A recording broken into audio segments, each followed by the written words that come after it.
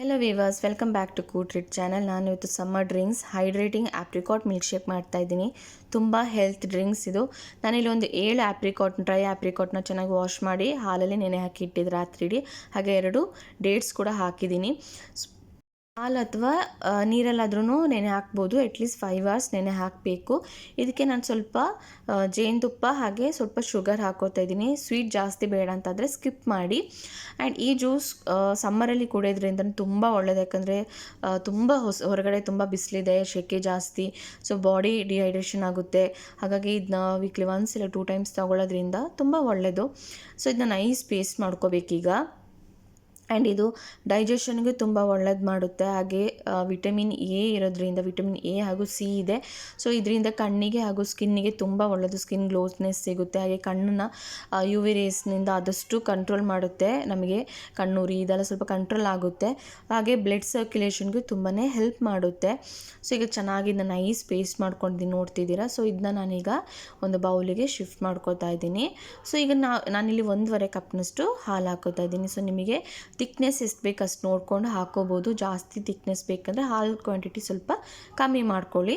And ಇಲ್ಲಿ ನೋಡ್ಕೊಂಡು ಚೆನ್ನಾಗಿ ಇದನ್ನ ಮಿಕ್ಸ್ ಮಾಡ್ಕೋಬೇಕು. ಹಾಗೆ ಇದು ಡ್ರಿಂಕ್ಸ್ ಮಕ್ಕಳಿಗೆ ಎಲ್ಲರಿಗೂ ಮಕ್ಕಳು ಸ್ವಲ್ಪ ಹುಳಿ ಇರೋದ್ರಿಂದ ಸ್ವಲ್ಪ ಇದು ಮಾಡ್ತಾರೆ. ಸೊ ಅದಕ್ಕೆ ಮಕ್ಕಳಿಗೆ ಅಂತ ಸ್ವಲ್ಪ ಸ್ಪೆಷಲಾಗಿ ಮಾಡಿದ್ದೀನಿ. ಕೊನೆ ತನಕ ವಿಡಿಯೋ ನೋಡಿ. ಆ್ಯಂಡ್ ಇದು ಆಗಲೇ ಹೇಳ್ದಂಗೆ ಬಾಡಿ ವೀಕ್ನೆಸ್ ಇರುತ್ತೆ ಸಮ್ಮರಲ್ಲಿ ಜಾಸ್ತಿ. ಒಂಥರ ಸುಸ್ತು ಅಂತ ಅನ್ಸೋದು, ನಾವು ಸ್ವಲ್ಪ ಹೊರಗಡೆ ಹೋಗಿ ಬಂದಾಗ ಸುಸ್ತು ಅಂತ ಅನ್ಸೋದು. ಸೊ ಆಗ ಈ ಥರ ಜ್ಯೂಸ್ ಮಾಡಿ ಕುಡಿದ್ರೆ ತುಂಬಾ ಚೆನ್ನಾಗಾಗುತ್ತೆ.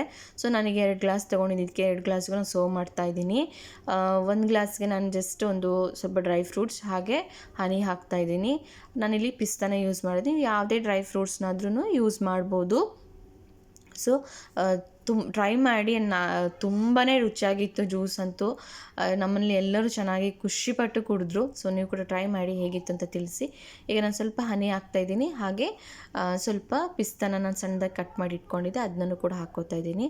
ಹಾಗೆ ಇನ್ನೊಂದು ಗ್ಲಾಸ್ಗೆ, ಇದು ಮಕ್ಕಳಿಗೆ ಅಂತ ಮಾಡ್ತಾ ಇರೋದು, ನಾನಿಲ್ಲಿ ಸ್ವಲ್ಪ ಒಂದು ಸ್ಕೂಪ್ ವೆನಿಲಾ ಐಸ್ ಕ್ರೀಮ್ ಹಾಕ್ತಾಯಿದ್ದೀನಿ.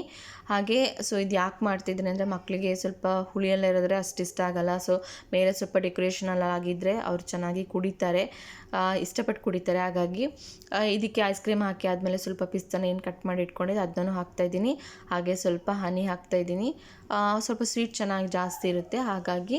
ಆ್ಯಂಡ್ ಇಲ್ಲಿ ಸ್ವಲ್ಪ ಡಾರ್ಕ್ ಚಾಕ್ಲೇಟ್ ಇತ್ತು, ಹಾಗಾಗಿ ಅದನ್ನ ನಾನು ಗ್ರೇಟ್ ಮಾಡಿ ಹಾಕೋತಾ ಇದ್ದೆ. ನೀವು ಬೇರೆ ಡ್ರೈ ಫ್ರೂಟ್ಸ್, ರೆಡ್ ಬೆರೀಸ್ ಏನಾದರೂ ಇದ್ದರೆ ಅದು ಹಾಕೋಬೋದು, ಇಲ್ಲ ಹಾಗೇನೂ ಸರ್ವ್ ಮಾಡ್ಕೋಬೋದು. ಸೊ ಟ್ರೈ ಮಾಡಿ ಹೇಗಿತ್ತು ಅಂತ ತಿಳಿಸಿ.